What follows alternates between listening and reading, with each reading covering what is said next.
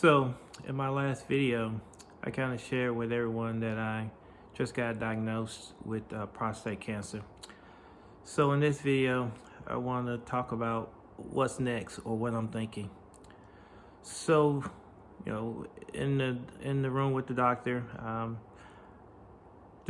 as I mentioned before, mentioned I had a Gleason 6, which is a grade 1 prostate cancer. Positive thing about it is early stage of cancer. Low grade means that at this point there's a low risk of spreading based off the doctor's feedback. And with that, he kind of gave me 3 options that we could do. First, because is what he calls surveillance. So surveillance would mean that quarterly I would come in, they would do a checkup, mainly probably a blood test, similar to what I did before with my PSA test, to check to see if I had any increased elevation. And then on a yearly basis, doing a MRI to be able to check for it and just basically monitor it. The other option was radiation therapy, which is probably 6 to 8 weeks of radiation therapy, where you have to go every day, pretty much have to be consistently doing it. And with that, it's you go through that process. The third one was surgery, which basically prostate removal. So what am I thinking as I hearing these 3? My initial feeling was that, hey, if this is cancer, I do not want cancer in my body. So let's get it out. What's my thought? I do what I have to do. Let's get it out of my system. I don't want to deal with it. Key is the surgery is basically a removal of your prostate. It's basically a 3.5 hour type of surgery that you would go through. With that, you have 7 days you spend a night in the hospital, and then you have about 7 days of recovery. If all goes well, and during that time frame, you will have a catheter placed in you and pretty much be bed rest for those 7 days. And then you go on another 3 weeks or so of healing, not really doing much. And then another 4 months of really light work, no heavy lifting or anything. So the surgery is pretty, in my mind, pretty tough surgery for a person who really have been in the hospital as myself. Then there's the side effects, and some of the negative side effects for a man is erectile dysfunction. Potentially, you potentially have to work through that. There's some options to work through it, but there's a risk of that, as well as being able to control your bladder once your prostate is removed. So that is the thing, but it's the high level of success rate once it's done, to where since you don't have a prostate, the risk of prostate coming back is very low. The other option is radiation therapy, which is 6 to 8 weeks, as I mentioned. Going in, getting that therapy done. Really got to be consistent, can't miss.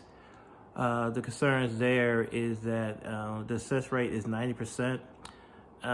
What's concerning for me with this 90% is that once you do radiation therapy, removal is now off the table because of the damage that is done through radiation. You're no longer able to come back and do the prostate removal. So I don't know if I mentioned in my previous, but I'm 54 years old. I know I'm handsome, and it seems like I'm much younger. But anyway, being at 54 years of age, I'm hoping, expecting to live a longer time frame.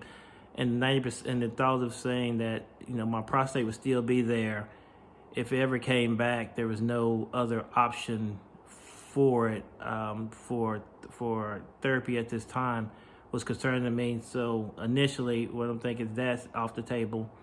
And then there's surveillance. My biggest concern with surveillance is really around what does that mean long term? Am I gonna have to come back and do the surgery later? Is there options?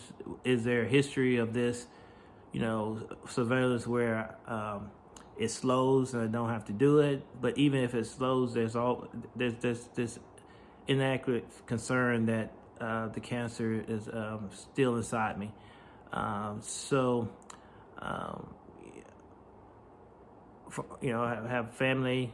My initial thought is I want to do what it takes to make sure that I'm here for my family. So the surgery is where my head is right now, but I don't want to rush.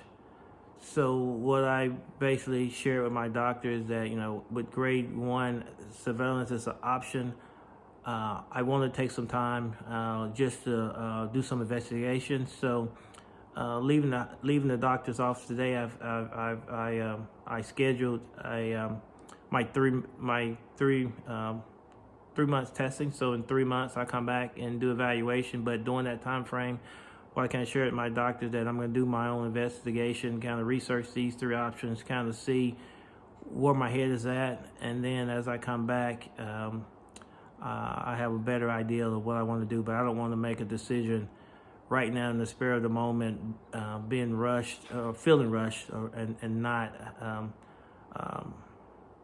properly thinking this out. So what I'm thinking, again, I don't feel comfortable leaving the cancer in me, but I don't want to make it a rush decision. So my initial phase, I'm going to do surveillance at least for the next 3 months. My doctor felt comfortable with that based off the stage of prostate cancer that I have. And then from there, when we come back, we'll look at where we want to go from there. So that's my headset. That's what I'm thinking. The goal of this channel is to bring awareness to prostate cancer and prostate cancer treatment. My desire is to inspire, educate, and serve others by sharing my personal experience with prostate cancer and the knowledge I've gained along the way. Prostate cancer affects about 1 in 8 men in their lifetime. The challenge is that there aren't many symptoms, but a simple blood test can catch it early. Early detection can be life-saving. So talk with your family, friends, and loved ones about getting screened today. And if you are a man, talk to your doctor.